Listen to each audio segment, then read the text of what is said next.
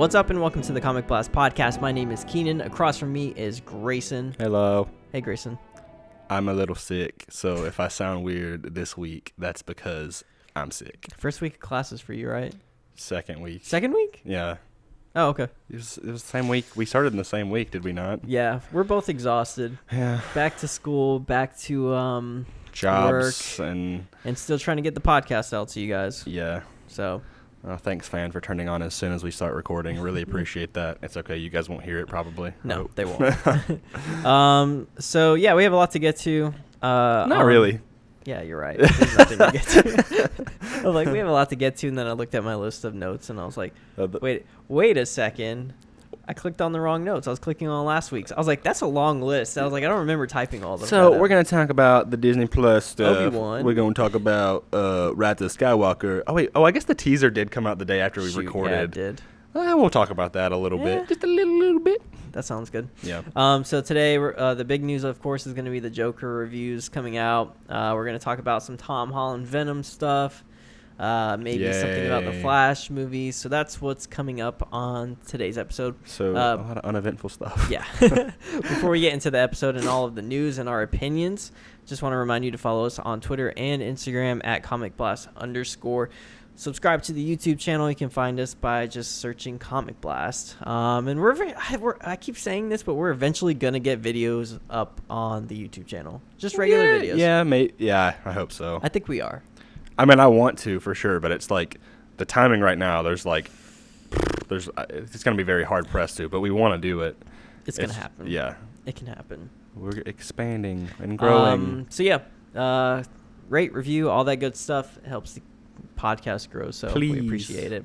Let's get into the big thing that dropped yesterday. We're recording this on Sunday, so the early reviews for the Joker movie. Critical reception, all that jazz. Overwhelmingly positive. For the Joker, by the way. For the Joker. Yeah, nobody said that. I was hoping to make that. I I thought you were going to say it, and then you didn't. Okay. But yeah, like almost. Well, actually, you know what? I want to hear your take on it first. My take? Okay. Yeah. So I don't know. You don't know what your take is? I don't really know. I kind of skimmed over the reviews because obviously I've been busy. So the Joker is a movie that I was already excited for. Yeah. And this really doesn't do anything. I'm pretty much really excited for the movie overall. So yeah, people love the movie. Okay.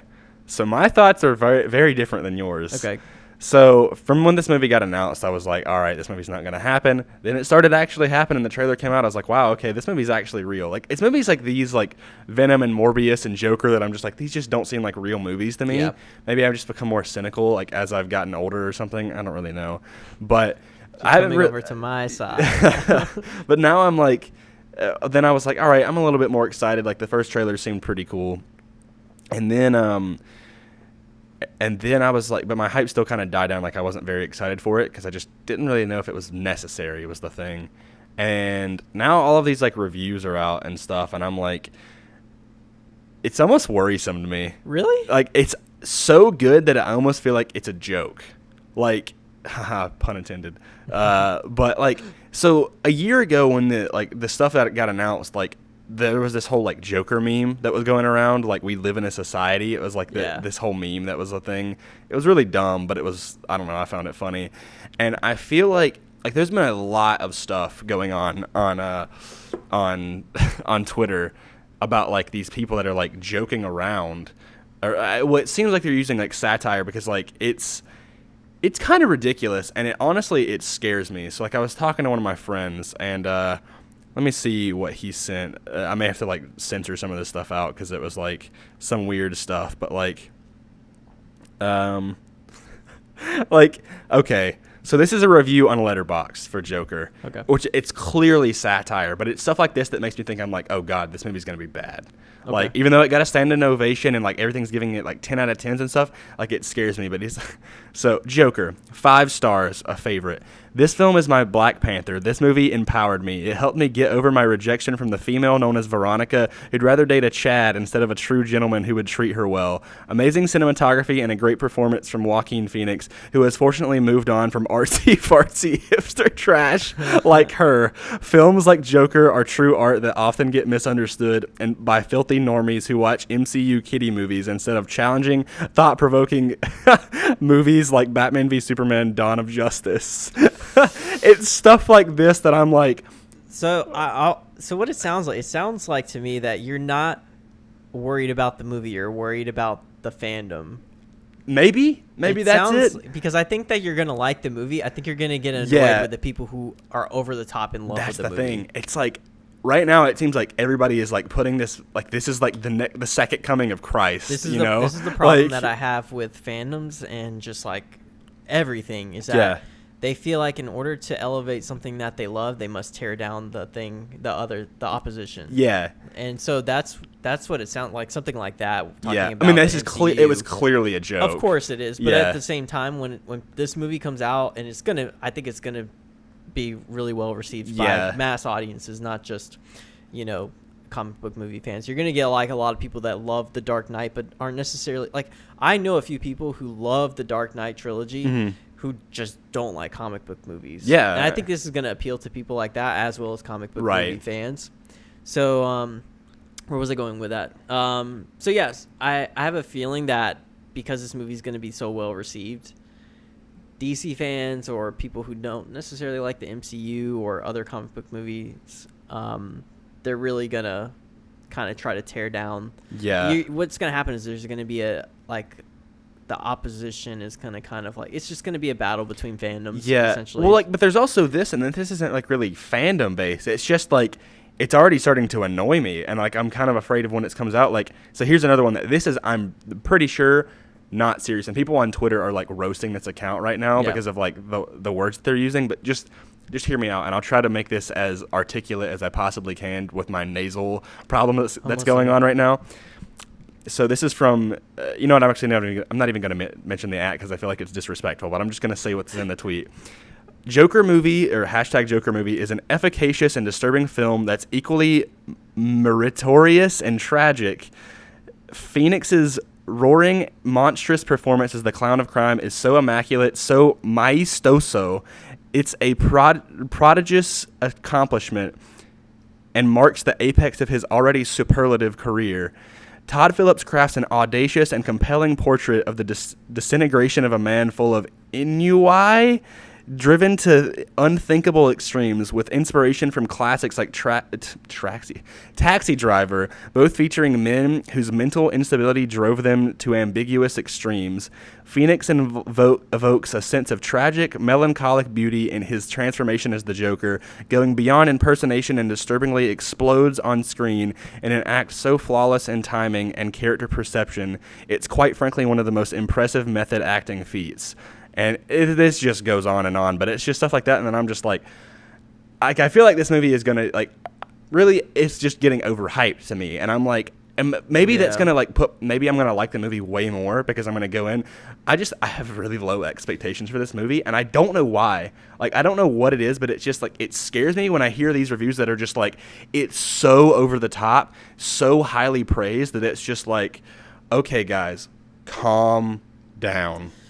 Like, I don't know. It's just like, me. I 100% get what you're saying. I think it just doesn't affect my anticipation for it at all. I think it's like you said, it's going to be the fandom, the people who are like praising this movie. Like, even someone like me, I love The Dark Knight. Like, I think everybody in consensus, like, most people love The Dark Knight. Sure.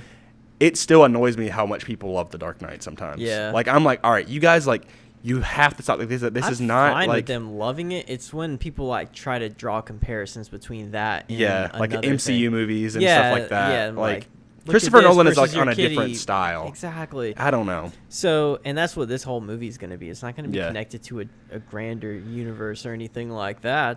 But that's the problem that also like it scares me is how it's also like it's not connected to anything, but at the same time it is. Like, they're connecting it to Thomas Wayne and Bruce Wayne. It lives inside of a world that isn't like this universe, a cinematic universe. It just lives within its own, world. Joker is a part of Bruce Wayne's and Gotham and that world. So the way I look at it is like I'm just gonna go. It's like a one-off comic book for me, or like something that isn't connected, but maybe I'm gonna get a good story. Just another interpretation of the Joker, I suppose. I just need to see this movie. What we need to do is just look at it as if it's like Nightcrawler or something like that, where it's just like, sure, it's using comic book characters, but just don't look at it like it's supposed to be a comic book movie. Just go in and be like, this is gonna be a movie about a sociopath or a psychopath kind of thing. So that's kind of how I'm looking at it now. I almost wish it like wasn't named Joker. Like I wish it was named something a bit more subtle. Yeah. Because I think when it's just like Joker, it's just like, oh yeah, let's get everybody in because the Joker. That's what But I'm like, what if it was just named something kind of like? It's pretty much what Nightcrawler the clown or something. Yeah. Like sure. Or clown, like the Clown Prince. You know, like that would be really cool. I don't know. But it helps like WB to be able to put a DC logo in the front of it and like put Joker and. But then again, I mean, they didn't. They named Logan. You're gonna like this movie a lot. I know you are. Yeah. We're gonna walk out of it, and you're like, "Oh my god, that was like mind blowing." I know. Yeah. Go ahead and keep your expectations low. Oh, I'm definitely keeping my expectations low. Because it's better to do that. Like I learned my lesson from The Last Jedi. That had the most overwhelming positive reviews before fans saw it. Like, it was at like a 90-something% on Rotten Tomatoes. This one's at like an 85, I think, right now. It's like people like. No, I won't even get into that. Never mind. Yeah. Sure. I'm like not even going to open that can of worms right now. I mean, I know I'm going to like it, but I'm like, I think just my expectations are just, maybe it's because I've been on such like a DC low for a while. Like there's times where it comes and goes, but like, I feel like I'm going to get out of it and I'll be like, all right, I need to go play Arkham Asylum, like through and through. I need to get your DC out of like a different medium, find animated or comic book. That's dude, like that's when that when that Batman Beyond Blu-ray set comes out, that's I'm like soon, though, that's fall. October. God, I forgot I'm gonna buy that, but like, oh my god, I'm so hyped for that. That's gonna be my DC fix because Batman Beyond is like what got me into cyberpunk. It's what got me like really into like when I was a kid. Like Batman Beyond and Spider-Man were like my thing, you know. Yeah.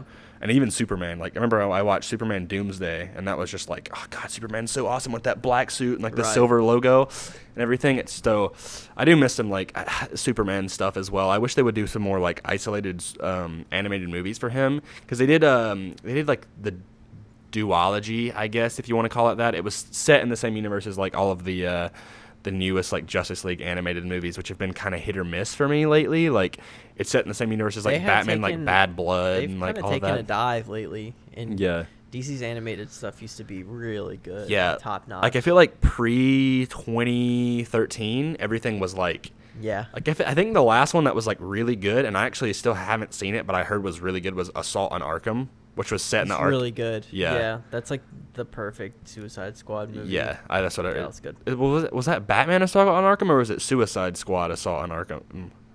Was it centered around the Suicide Squad? Yeah. Okay. Yeah. Okay. But Batman's in it. That's what it should. That's what Suicide Squad should have been. Should have been. Like it easily could have been. I think that's what they were trying to do as well. There was still a lot of stuff with Suicide Squad that like. David Ayer, like I remember, like he said, like originally it was going to be parademons that were going to be the main bad guys. Like the Enchantress was not going to be the main villain. Honestly, I think it was a lot of just like it's these movies that like are bad that they have really passionate directors like Mark Webb, Sam Raimi, David Ayer, Zack Snyder, like all these like corporate stuff that like it gets in the way of people's vision. Let's segue into. I saw a headline today that said Justice League cinematographer cried at how bad Joss Whedon's cut of Justice League was. I have no words. That's just so sad. You know, that's like really depressing. You know what's funny is like walking out of Justice League, I thought I really liked that movie. There's actually some cool things with it. I enjoyed it. I was like, yeah, that was fun. I did like a little bit more of the hopeful messages throughout, but like story wise and just there's so many flaws throughout the movie, but yeah, that's one of those movies that I was like, I like this, and then I saw it, like I rewatched it, and I was like, oh god, I'm like, this is actually really bad. Yeah, like you can just see the Frankenstein monster that that movie is. Yeah, just stitched together between two different directors. Yeah. Speaking of Suicide Squad, though, let's talk about like the next. Some recent casting news that we didn't get to last week. Yeah, I think it came out like the day of that we were recording, but we were so overwhelmed with other stuff. But it was Nathan Fillion. Yeah, Nathan Fillion was cast in Suicide Squad. I don't think they said his role. No, I think the casting that's coming out around right now are probably going to be smaller roles. Yeah. It's my guess. Yeah. So there was that, and then Taika Waititi apparently is in talks for a role. So, is he going to be a role? I thought he was going to help, like, produce and stuff. No, I think he's going to be, like, an actor. Okay. Acting role, which he's done before in the past.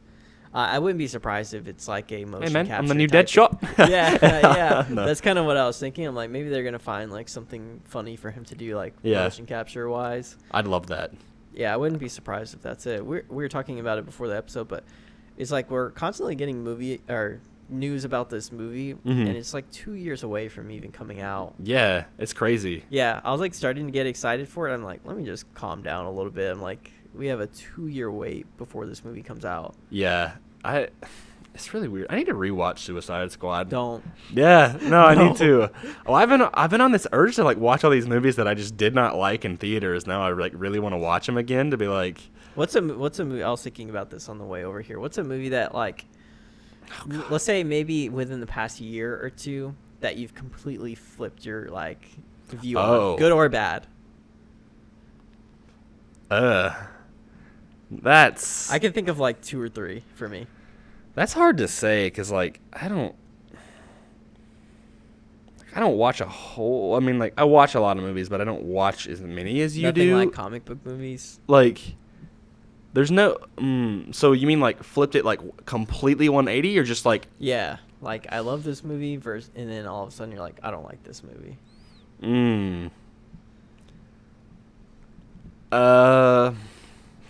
I don't know if this is a necessarily 180, maybe like 120, but Black Panther, when I walked out of that movie, I was like, oh, that was pretty good. Yeah. And then now I'm just like, I don't really like Black Panther that much. Like, I think the worst thing for me for Black Panther is that they don't do anything to enhance T'Challa's character. Sure. And also, the CGI is bad. So, did you see that thing for Corridor Crew or whatever? Yes. They did their Black Panther, and they said that. So the movie came out in February of 2018. Yeah. And the VFX company weren't getting like certain things until December, which is about a month and a half. I think we talked about this on a couple episodes ago or something like that. It's insane that a VFX company had to stitch together a third act of a movie with a month and a half. So that explains a lot for that. I agree with you. I think the CGI is kind of... That's the worst thing for me. Like, I just wish the action scenes were better. Like, no, well... The scene where he's chasing Claw in like the car and stuff, like that's pretty cool. It's really good. Cool action scene, especially when he's like about to kill him, and then he's like, "No, not here." Yeah. I haven't seen Black Panther in a while, so maybe I need to give that a rewatch as well. But that was one that I was like, I kind of shifted. Spider-Man: Far From Home is another one that I'm like, when I walked out, I was like, wow, I really liked that. Yeah. And I'm not. Like, I'm going to keep on using the degree thing. I'm like, I'm not 180, but maybe like 90 degrees. Like, where I'm like, I still enjoy it. I thought you were, I thought you still really liked that movie. Oh, yeah. No, I don't even know if I'm going to get it on Blu-ray when it first comes out. Really? Yeah. God. Like, I just don't. That's insane because you're just such a huge Spider-Man fan. After this. Do you think it has anything to do with the news? Yes. Okay. 100%. It kind of soured your like. Like, I don't have any desire to watch like Civil War. Well, I'll watch Civil War, but not for the Spider-Man stuff. It's like a breakup. Yeah. You don't want to do all the things that you did with your ex. Yeah, anymore. exactly. I mean, honestly, that's exactly the way how to put it. Like, you're like, I used to like Chick-fil-A, but we went there that one time and we had a fun time. So now you don't want to revisit any of these. I mean, it's not that I'm like, I have anything. Well, with Far From Home, I do have like problems with like the story and stuff. Like, I was reading a thread the other day. Yeah. God, we're going into Spider-Man again. Let's do it. I'm so excited. But like, it was just about like a Twitter account that like posted just a picture of Tobey Maguire, and it was like, I don't remember what it said, but I think in translation it was just like, what are your thoughts on Tobey Maguire, or like, what are your thoughts? Yeah. And everybody in the comments are like, we're saying about how like Tobey Maguire's Spider-Man, like we've talked about it before, has like real stakes and consequences with his life. He has a lot of problems, like all of this stuff that's super important in his character. Yeah. And somebody like had quoted the tweet and was just like, everybody likes Tobey Maguire Tobey Maguire's Spider-Man because of like nostalgia, and like we grew up with him, and I'm like, and I'm like, it's Tom Holland is like still the best Spider-Man, and I'm like, while I'm not going to argue that Tom Holland isn't the best Spider-Man or Peter Parker on screen, it's not his performance, it's the writing that's the problem with his character. Yeah. And it's just, and we've talked about all that stuff, I'm not going to get into it, but like that's the stuff that I'm like, that's the problem with the MCU Spider-Man, and maybe also why I'm not as upset about it as like I normally am. Sure. Is because I'm like, yeah, they didn't do the character that like I wanted them to do, you know? Like I remember that's kind of where I'm at too. Yeah. Like I remember like when I expected whenever I anticipated like Spider-Man coming to the MCU, I expected him to be in high school, but I was expecting it to be like Spider-Man PS4, where it was like he's still like down on his luck. Like in Civil War, they made it seem like that way too. Like they started off the character really well in Civil War, I think. Mm-hmm. And then Homecoming, like they take it in a certain direction, but like the biggest thing is like the Tony Stark stuff that really kind of interfered with all of that. I feel like with his characters, like I don't mind the character differences between Ned and Liz and Vulture. Like I like that stuff. Really, my problem is just the way how Peter Parker's character is written in terms of like the way and like the way his life is. You know? I think what Peter Parker's world around him is so important to his character. Yeah. And they put in so many new things that just aren't a huge part, like especially the MCU stuff. And I mean, we've talked about all this stuff a million times. Yeah, I don't want to talk about it a bunch more because I know people are going to get annoying. Yeah, going back to that Raimi thing though, real quick, I was thinking about this week too. Shower thoughts, and I was thinking about like Tom Holland supporting cast and characters versus Tobey Maguire's. Yeah. And key parts of Tobey Maguire's are obviously Aunt May, Ben, and then actually Harry and MJ. And I'm thinking about how much depth was established in Harry's character and MJ's character within the first act of that movie.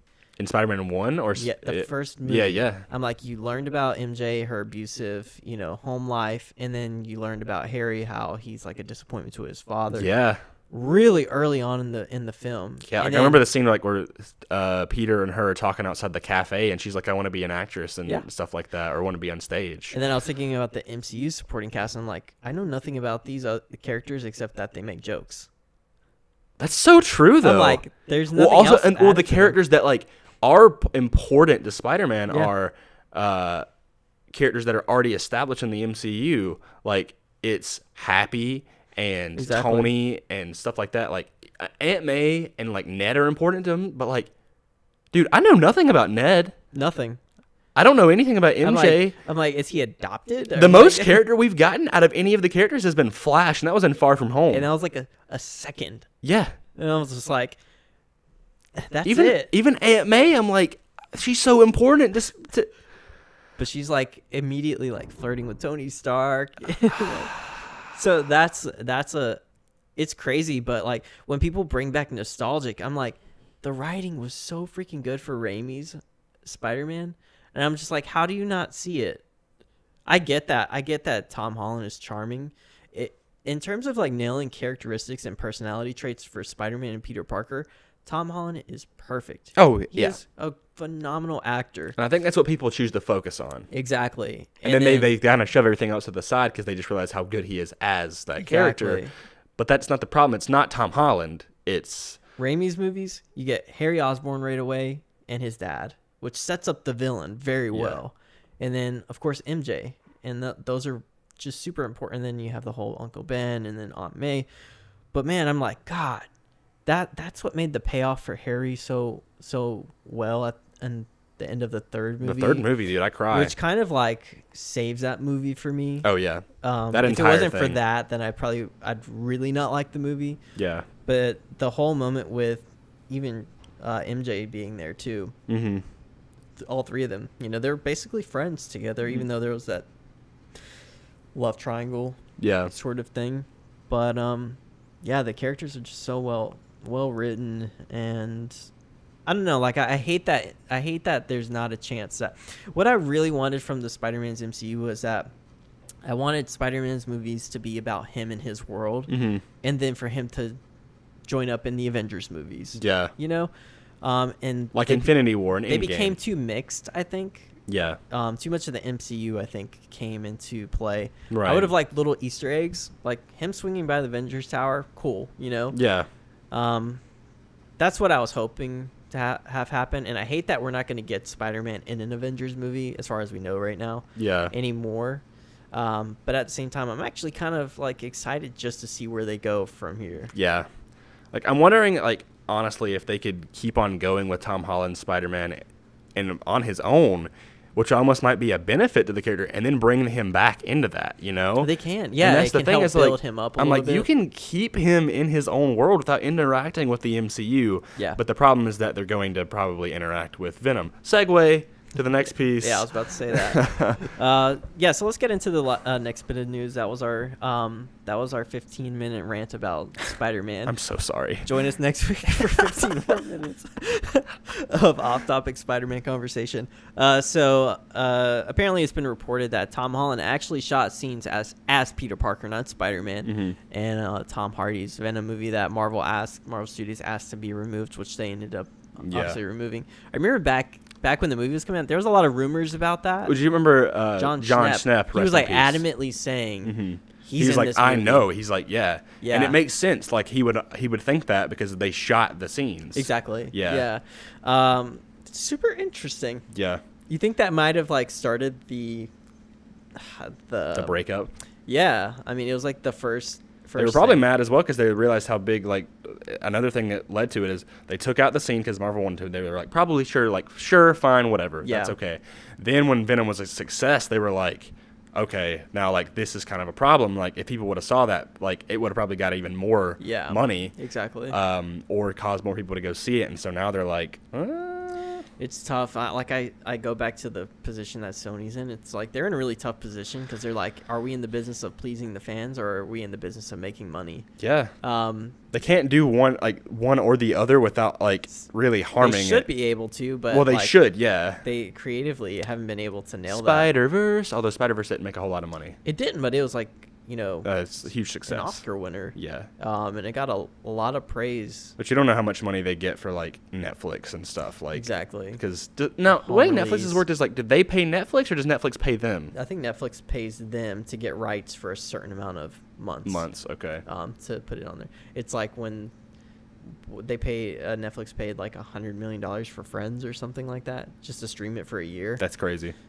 Blows my mind. I'm surprised they're not doing it with The Office. Like with the amount of people that are signing up for free memberships, me included, for Netflix over and over again. Wait, you're doing that? I've done it like in the past like a million times. Oh, really? Now, but now I pay for it. But yeah, like I have done that. Like I'm like, you may not want to say that on the air, Keenan. Yeah. So like, so yeah, it blows my mind that they're able to afford $100 million. Anyways, that has nothing to do with this, but yeah, what are your thoughts overall on like?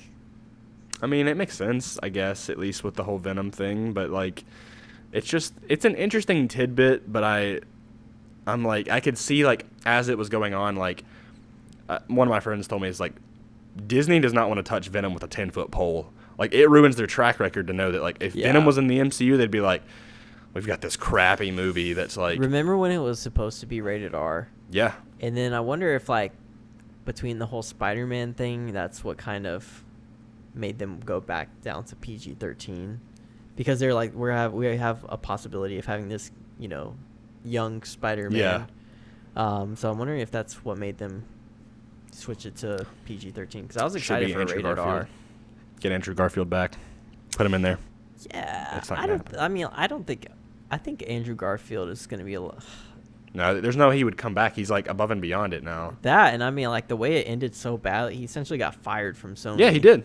So, I remember I watched this interview between him and Amy Adams. Yeah. That thing he's like talking about like how the character meant so much to him, and then he was like so heartbroken or something like that. And that's why I'm just like, I hope if this deal goes like, since this whole deal with Sony has gone wrong and all of this stuff, like I hope at least the best that comes out of it is possibly if they did another Tom Holland movie, but did like if they brought, or even, you know, Spider-Verse, like I said, just a way to like, I want them to kind of be like, hey Andrew, we're sorry, like would you be willing to come back for us, like to do this thing? Because like I think Would you describe, at least maybe I would describe it, I don't know how big it, but like the fandom for Andrew Garfield's Spider-Man is almost kind of like a cult fandom, not like in like a cult, but like, you know, kind of like a cult classic film. There's a lot of people out there. It's like either you don't really care or you didn't like it. Yeah. And then there's like overwhelmingly passionate people who think he's the best Spider-Man to ever exist. Well, I don't know about that. There's a lot of people though out there. Yeah. I mean, yeah. I mean, and I get that. Like, I feel like I'm someone who, I think you have the right to choose whatever one you like, and that's why I hate the whole like Tom Holland better than Tobey Maguire. Tobey Maguire sucks, and Andrew Garfield's the best. I literally and I'm like, laugh every single time I see a tweet. Yeah. Like I just audibly laugh whenever I see like Tobey Maguire's the best because of this, or you know, we all know subjective. That neither of them are the best. Yeah. Because Spider-Man PS4 is the best. I'm just kidding. No, I mean, you're not wrong. But yeah. But no, to me it is. But yeah, I just like think of it as like a kind of like a cult classic films almost, you know, like a select group of people really enjoy those films. I feel like it's grown more recently because I was one of the people that was like for a while. I think also people appreciate it more because of specifically about the MCU stuff. Spider-Man. But yeah, I mean, I don't know. It doesn't have anything to do with I'll always Venom. End up going back to Raimi's Spider-Man. God, movies are so freaking good. Yeah, we got to stop. You can't talk about it anymore. We already ended our rant. Anyway, back to Venom though. I think he's going to be in Venom 2. They're going to find a way to like sneak Tom Holland? Yeah, he's going to be in Venom 2. I think for Sony, I think that they're going to at least do the third movie on their own before they go back to Marvel Studios. I think that if I had to predict it, I would say they're going to do this next movie on their own. Mm-hmm. And if it does well, they're just going to keep rolling with what they were doing. Yeah. And if it's underperforms, maybe they go back to Marvel Studios and they work out a deal. Yeah. That'd be my best guess. So what was the worst performing Spider-Man movie? Including the Raimi films, the Maguire film. I think it was the Amazing Spider-Man 2. It got like what, 700 million? It blows my mind that's like lowest performing. Yeah, that's like still really good, is it not? Yeah, that's. I mean, or not still, for them. They were expecting close to $1 billion. It was like 7, and the first Amazing Spider-Man one got like 900 million or something, or like. It blew up. The first one did? The first one did really well. It did come out in July, which has a lot to do with it. Whereas Amazing Spider-Man 2 came out in the first one? Oh, you're talking about The Amazing Spider-Man. The Amazing Spider-Man 1 came out in July. Okay. Yeah. So Amazing Spider-Man 2 came out in box office numbers right here actually. Wow. This is insane. Okay, so the first Spider-Man movie, the first ever Spider-Man movie, Tobey Maguire made $821 million. Back then was really good. That's really good. Yeah. For back then. Spider-Man 2 made $783 million. Wow. Which is arguably the best Spider-Man movie. Yeah. And Sony stuck with it. And, like, that's what blows my mind. Like, they actually made less. Yeah. Nowadays, because of studios being so reactionary, like, overreactionary to stuff like that, they probably would be like, we got to reboot it. Like, we made less money. We're gonna, it's gonna guaranteed, yeah. Spider-Man 3 actually made the most out of that trilogy at 890. Spider-Man 3 made bank. I remember tough, though, because you have to adjust for, like, inflation, like, prices go up. That's what people have been arguing about at the in-game box office thing. It's like, well, they didn't adjust for inflation and stuff. Yeah. And I'm like, well. Here's what they got for The Amazing Spider-Man. It was at $757 million. Okay. The Amazing Spider-Man 2 hit $709 million. So it made less, just like the second one. The Raimi films did. So if it would, like... If it was like back then, they probably would have kept on going. Yeah. Yeah. Venom made $856 million. That's the most out of any of the... Well, but then for now, that's actually... That's the most out of just a Sony produced. Yeah. But see, like, for now, though, like, because of, the way prices have changed and stuff, like... It'd be, like, somewhere equal, I think. Yeah, maybe. Tickets used to be, like, $6 or something. And so, what did the MCU ones make? The MCU movies... Homecoming and Far From Home. And Spider-Verse, if you can find that. Spider-Verse, it was in the 300 range. Only 300? 375 That million. Is... But the budget was really small for Spider-Verse compared to a regular budget. And it's an animated movie, which is a lot of money for an animated That's still film. So... I don't care if it's animated or not. Like, that's almost robbery to me. I'm like... Spider-Verse is a movie that I'm like, that movie should have made at least, like, $600 million. Yeah, I think it's tough. Like, a I think lot of people thought that it was going to be very kiddie. Yeah, I'm guaranteed. I wish they didn't think that, though, because, like, the first trailer, like, dude, you remember when the first trailer came out for that movie? Like, with that Vince Staples song, which thankfully was on the album. Like, I'm so happy, and that's, like, my favorite song on that album. Yeah. But, like, the way they hyped it up and everything, like, the mystery and the intrigue, like, I remember when that trailer came out, and I was just like, dude, I need this movie, like, right now. Yep. God. So, Spider-Man Homecoming made $880 million, which is less than Spider-Man 3. Okay. And obviously, Far From Home made bank. Yeah, Far From Home made what? $1.1 billion. And has its run? Well, its run hasn't ended because of extended cut. We should talk about. Let's talk about that segue. Man, we're on top of it with the segues today. Let's go. All right, next topic. People on Twitter are having a blast taking pictures of empty theaters for Spider-Man's extended cut. Oh man. Yeah, I mean, I kind of want to rant about this. Yeah, go ahead. I think it's the dumbest thing ever. I'm like. Which part? What? Clarify. I think it's dumb that people think that the people not showing up has anything to do with the Spider-Man splitting from the MCU. Okay. I think it has nothing to do with that. I think that most of the people that went and saw Spider-Man Far From Home are probably casual movie fans or just like, ooh, let's go see the new Spider-Man movie. Yeah. Kind of thing.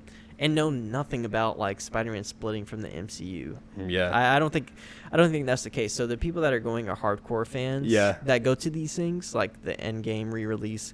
So I think it's a mix of people like me who I'm like, I'm not going to start supporting this trend of going to see extended cuts. Yeah. I'm like, it's the dumbest thing. I'm like, it's going to be on the Blu-ray. Yeah. I'll watch it then. Yeah. And then it's also the people that would go who are the hardcore MCU fans are not going because of the Sony thing. Yeah. Which is a very small minority group of people. So I just think it's essentially all three of the problems that you mentioned. General audiences, like, they've already seen it. They're not going to go see it again. They're probably not even going to know the difference that it's an extended cut. Exactly. Like they've went and seen it. They don't need to anymore. Yeah. Secondly, people like you and I probably, I'm like, I don't need to see this. I don't need to spend another whatever. I didn't even go see the Endgame extended cut. I didn't either. Yeah. Because I remember I heard it was so dumb, and I'm like, this stuff should have been in the movie in the first place, at least. Like, exactly. Or not Endgame, but with Far From Home. Like, it was these like scenes that I'm like, they seem like they're finished. They were in the trailer. Yeah. I'm like, why were these not in the movie? Like, why are you? It's clearly a cash grab. Like, I don't care what you say. It's just that everyone's starting that trend because Endgame did it. Yes. I saw Midsummer's releasing a director's cut. Really? Yeah. So, like, they're going to release a director's cut.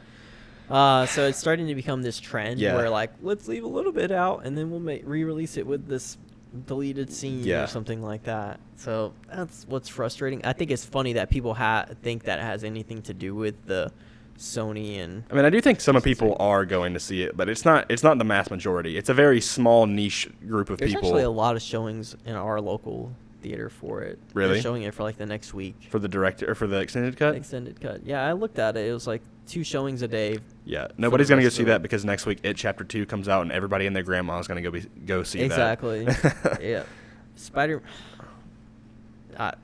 I don't know. My thing is like I just don't want to support an extended cut. No. I thought Endgame was cool because of the milestone that they were trying to achieve. Yeah. That's what made it for me. I'm like, they're actually trying to like, okay, we know people are really passionate about this film. Yeah. Like, let's put it out there a little bit more, give something for the fans. Exactly. And which I think the best part about that whole thing was the Stan Lee tribute at the beginning, which I really enjoyed. Yep. I watched that online. They released it, I think, or maybe I saw somebody just posted online. So sorry you didn't get my money, but I saw it 3 times in theaters. Like I don't need to see it anymore. I bought the Blu-ray 3 times. Yes. Oh, that is true. You bought I bought it once. But but with this whole Far From Home thing, I'm like, I'm gonna go back and I'm like, I do really love Far From Home. We're being super negative this episode. Yeah, no, like I really love Far From Home, but I still like have no desire to go see it because I'm like, I'm gonna get the Blu-ray inevitably.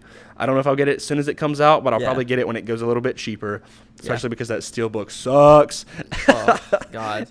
Well, the new 4K release art looks so much better. Oh, it looks fantastic. I love it. I'm so happy they released that. But yeah, I'm just like, I'm gonna see it on the Blu-ray. It'll be fine. Like plus. My money is valuable to me, and I'm someone who I don't like to waste it. So, so yeah, I don't know, but it is funny that people are just taking pictures of theaters that are just totally empty. Like, haha, another empty one. I'm like, didn't you just pay to see it? It's like so stupid. They're paying money to just be like, just to go in and take a picture of an empty theater. Like, this'll get them. For all I know, because like there's so many people that have the motivation to try to like just boycott Sony and attack Sony for this whole thing. For all I know, they're just taking a picture of an empty theater for the heck of it, just to post it on there. Anybody could do it. Yeah, let's get into this last thing that man, now that I'm looking at everything that we're talking about, we pretty much were negative this whole episode. Really? Oh, God. What's the last thing? I don't even remember. We got to talk about this Rise of Skywalker teaser poster. Oh. Remember, so last week we were talking about how the poster, like, Palpatine looks kind of weird. Palpatine? Yeah, he looks a little weird. He looks kind of cartoony. Yeah. But we love the bottom half of the poster. Yeah, the bottom half is amazing. So this made the rounds on Twitter shortly after the poster was released. But it turns out that the Lucasfilm or Disney marketing team used an image of a Emperor Palpatine Hot Toy, cropped it into the poster. Oh my God, dude! And then just put some like, overlay on it. Yeah, you can go to Keenan's Twitter account, and I think you quoted the tweet or whatever. Yeah, and like I had not seen this. He showed it to me like right before the show started, and I'm just in shock. I'm like, I can't believe, like, I could see someone like Sony or something doing that, like especially with their bad track record of their horrible posters and artwork. Yeah. But Disney with Star Wars, like, they've had a really good run of like these amazing posters. So this, like, at least with the official posters, not with the. Oh, well, I think that all their posters are awesome. Like the Last Jedi poster, even the Force Awakens, both of those posters are like, I can memorize. I can't think of one poster that I was like, I don't even the Last Jedi. The Last Jedi has probably one of the best posters, actually. Yeah, it's fantastic. Like the way it's got Luke. They've nailed the posters. Yeah, the real theatrical posters are great, but like these teaser posters, like this one is just, it's rough. And then, but it's just like, it's Palpatine's face of this hot toy. They like darkened it and like added more shadows, and then they just enhanced his eyes like to make him more yellow, and that's it. And I'm like, well, no wonder it looks so stupid. Even the smile is like exactly the same as the hot toy. It's the same picture. Like, you know, that so makes lazy. me think though, if you're like looking, if you want to just take this and look deep into it, would you think that because it's an image of a hot toy, not actually Palpatine, it kind of makes me think, I'm like, is Palpatine actually in the movie, or is it like his, like, I don't know, his ghost, spirit, his or ghost apparition of him? Because I'm like, why can't you just take an image from the? I'm sure they do like promotional images. I don't know why they didn't do like the prequels or Return of the Jedi. Any picture, I'm like, of Palpatine. I'm like, you have to think that they have these like renders of if Ian McDiarmid is on there, unless he just did voiceover. But like, that's what I'm thinking. Like, maybe it's just voiceover, and he never actually like put on, you know, the makeup and all that stuff, because you would think they would have an image of him somewhere to use for promotion. But I don't know. It's just a hot toy. Ah, man. I mean, at least they have faith in Hot Toy of them knowing that they make such great high quality toys. But we all knew the difference. No, we immediately were like, something's like off about Star this. Wars Rebels, like, yeah, it looked like Rebels. It did. Oh my God, it's kind of embarrassing. Like, I just can't believe, like, it's something like a high school student would do. Like, that's why I said, I remember we were talking about it, I was like, I feel like I could make a better one than the one that they like, last week you said you were going to do it. I want you to you need to, like, to eventually. It's just, it'd be so much better. Like, just take, like, I don't know, I want to find like a good picture of Palpatine and be like, dude, just do this one. If like, people actually want me to do it, I'll do it. That's it. Tweet at him, tweet at Keenan and be like, hey, make a better Rise of Skywalker. I'm sure there's poster. already people out there who did it. Yeah, well, there's like also, have you seen these other posters of like that mimic like Revenge of the Jedi back when it was before it was Return of the Jedi. Let me see if I can find the specific poster. I don't know. It's really cool. I want to figure out the guy who did it so I can shout him out, because it's really, really good. I'm just happy this isn't the official poster. Oh yeah, so when do you think the first official poster will come out? Like October? Probably October. It'll probably come out the same day the trailer comes out. They say almost always during a football game. It's Monday Night Football. Is it Disney owns ESPN, and ESPN Monday Night Football, and it helps with the thing. Yeah, I didn't think about that. I just forget that they own ESPN, to be honest. We're gonna try to get Noah Outlaw on the podcast once the actual trailer comes out, because we just got that clip. Yeah. which was cool. I've seen a lot of memes going around of Rey's double-bladed lightsaber. Okay, so when people were talking about double-bladed, I didn't think it was gonna look like that at first. I think it's cool. The hinged one? Yeah, but like how like it was just sticking up with two sabers or whatever, like right there. Like, the way I was telling my dad the other day, I'm like, the way she like flips it out, like it looks really like weird.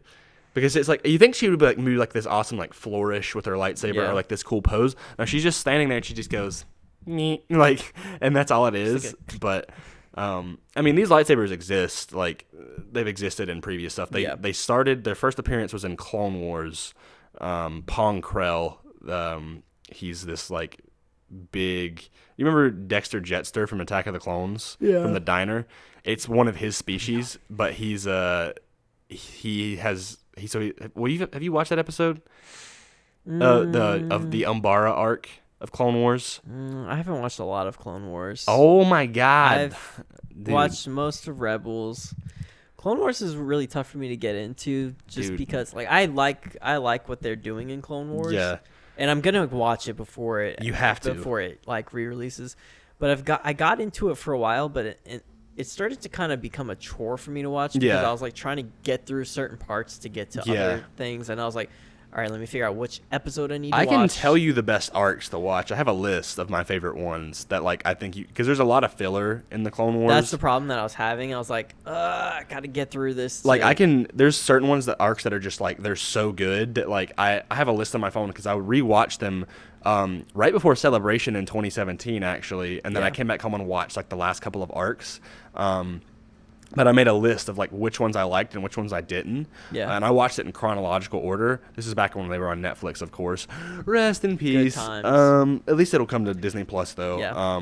But I'll give you a list of like the best ones. But the Umbara arc has Pong Krell, and he's I'm drawing a blank on the name of his species. Like I want to look it up because it's bothering me because as a Star Wars fan, I must know.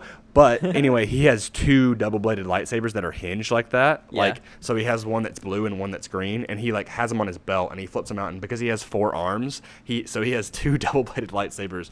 He's so awesome. Like, he's essentially, well, I don't want to get into the plot of it because I want you to reveal it for yourself. But I saw an image somewhere on, I know what you're talking about. I saw an image. It's also in Rebels. The Temple Guard have the hinged double-bladed.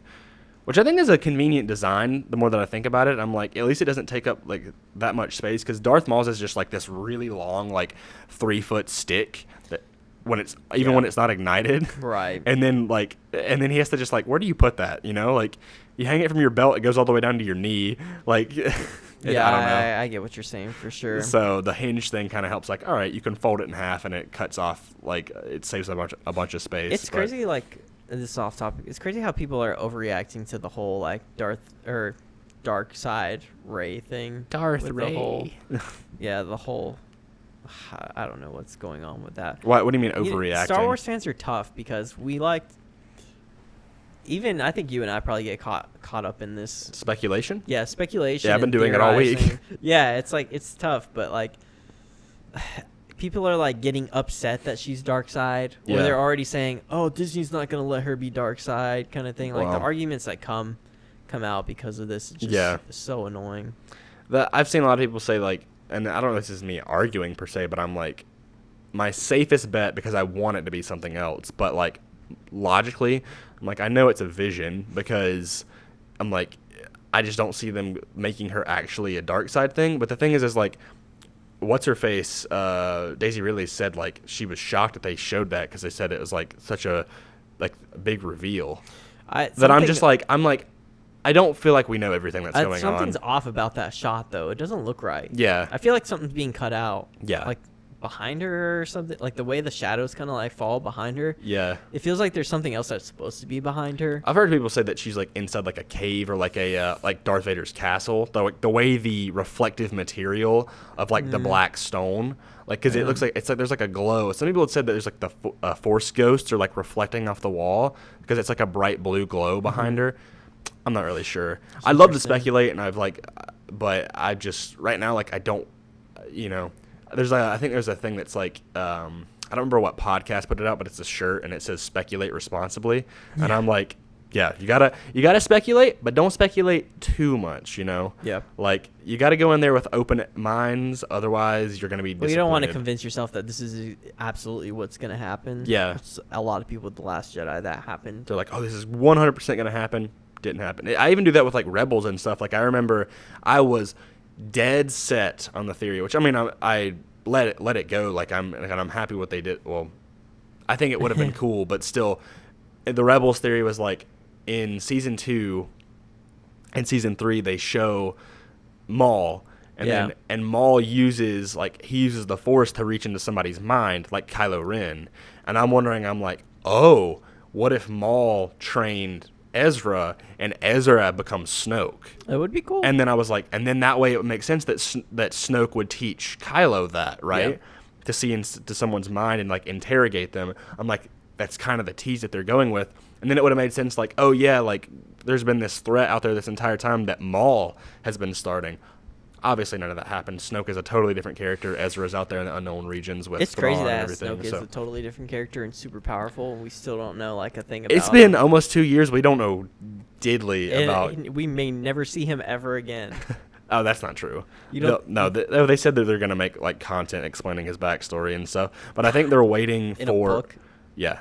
Oh. Yeah, probably. Okay, whatever. I'm like, probably a book or something like that. Like I told you, like, I've kind of fallen off of, like, Star Wars canon for a while after I've been, like, destroyed and ruined from The Force Awakens and The Last Jedi. Yeah. Because I was like, ooh, this is going to, like, tie in, and then it never does. Well, it's all the stuff that just ties to the main saga stuff that I'm like, okay. But, like, books like Lost Stars or Master and Apprentice, or from a certain point of view, like, those are, like... These are great books. Sure. That actually, like... It's helpful. Like, I like stuff that kind of like, the stuff that goes back and, in terms of, like, stuff that's already, like, pre-existed stuff and enhances it. That's cool. Yeah. But when it's, like, stuff that's, like, currently going on, you know, in the timeline of the main saga... It's kind of dangerous. It is, because, like, they can, at any moment, decide, oh, we don't want to do that. Yeah. You know? The Force Awakens novelization where, like, you hear Rey's parents talking or, you know, or Rey's dad saying, I'm going to come back for you, and then they take off in the ship, like, stuff like that. That was in the novelization? You didn't know about that? No. He was like, there's a part in the novelization where she's like, don't leave or something like that, and then the dad is like, I'm coming, like, they were leaving in a hurry. Their parents were leaving in a hurry, like something bad was happening. Yeah. And then her dad is like, I'll come back for you, sweetheart. Yeah. And then you just hear her crying in the background. And then you hear their ship take off. And then it's like, obviously, it's like nothing. Yeah. Nothing really came to that. From what I've heard, it like when it comes to novelizations, you can't take that stuff like, they're almost kind of like, oh, this is like kind of what could have happened, but not really. Yeah. So like, when it comes to stuff like that, like I've heard people say, always take the movies over the novelizations. That's what I had to learn the hard way. Yeah. It's like I was excited because I'm like, I kind of got invested in it because I wanted to like grow my speculation and stuff like that, and like know more about like. I mean, when The Force Awakens came out, everybody was on a mission to figure out who Rey was. Oh yeah, I feel like it was like a big thing. The Star Wars community, like creators, blew up because of The Force Awakens. A lot of their channels now are like really taking a dip because you know it's tough to make Star Wars content without. I still think Rey has some kind of role, but especially with like this whole dark side stuff and they're everything. They're still talking about her parents in this movie, so yeah, it's not going to be what we expect, of course. But I mean, also, did you see that thing about this is. Not really. Well, it's semi-news, but like how J.J. Abrams was, which he said multiple times, and I don't know if he's being paid to say this or if he actually believes it, but like The Last Jedi didn't deter his plans at all. Like that was always the plan. I think he's just going along with what the company really wants.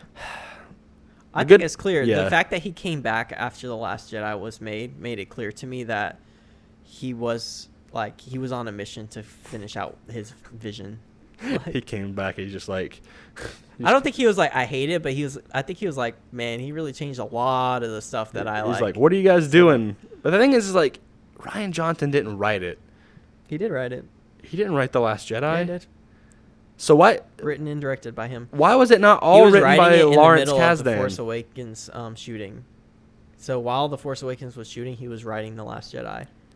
why didn't they get Lawrence Kasdan to write all 3? Because he wrote The Force Awakens. J.J. Abrams didn't write The Force Awakens. He was like in there a little bit, but yeah, it was mostly like Lawrence. Yeah, and Lawrence Kasdan, for people who don't know, he wrote like Empire Strikes Back and Return of the Jedi, I'm pretty sure, or at least Empire Strikes Back. He's been heavily involved in like all. And his son, all the movies. Him and his son wrote Solo. Yeah. So, like, the guy's a champ. Yeah, I mean, I think it's like, I don't know, Rian Johnson. I don't know if he has like a lot of pride or, I mean, like, creative directors, creative people, writers, like, and I get this way sometimes. Like, whenever you're creating, you want it to be like yours. Yeah. You want it to be your story, and it seems like that was like a big part of him doing The Last Jedi was like, I want it to be my way. I mean, he even asked JJ to like change some things in The Force Awakens so it aligned with his story too. Yeah. So, yeah, I don't know. I'm just thankful though that like at the end of the day, like he didn't write that. It wasn't Rian Johnson doing the last one or anything, because then that could have like there would be no coming back from that, you know. Yeah. But like right now, I think there's still like I'm very excited, because not that I'm like I think the Rise of Skywalker is going to like fix my issues that I have with The Last Jedi, but I've grown to accept a lot of the things that's in The Last Jedi that I'm like, you know what, this isn't really as big of a deal to me as I thought it was. I think just during like as it was going on, like there was more and more things that made me irritated. But honestly, like there's a lot of stuff in that movie that like I'm like, man, I really do enjoy this movie. Sure. And I want to go back and rewatch it. I think I'm going to do it in the next couple of days, because I've just been kind of having this like itch. I've been waiting until our Last Jedi episode. Are we ever doing that? That's the thing. We're doing that when you and your dad are gonna try to. Okay, I think we should do it right before the movie comes out. That's what I'm thinking too. Yeah. That would be an interesting episode. We're going to have like a debate class. Like we're going to have all these points and like, all right, you have 3 minutes on the timer. Go. Chairs will be thrown. We're going to bring out lightsabers and actually fight. You're just going to hear the sound effects in the background. It's going to be, I've actually been looking forward to that episode. We've been talking about it since we started the podcast. Yeah. How we were going to do that. So I'm already planning. Yeah. It's going to be fun. So it'll be in the next couple months. That's going to do it for this episode of the Comic Blast podcast. Thank you so much for listening. Be sure to rate and subscribe. Leave a like on the video if you're watching on YouTube or listening on YouTube. You can follow me and Grayson on social media. All the links are in the description of wherever you're listening to the podcast at. And you can find us on Twitter and on Instagram at comicblast_. Anything else you want to add, Grayson? Anything I leave out?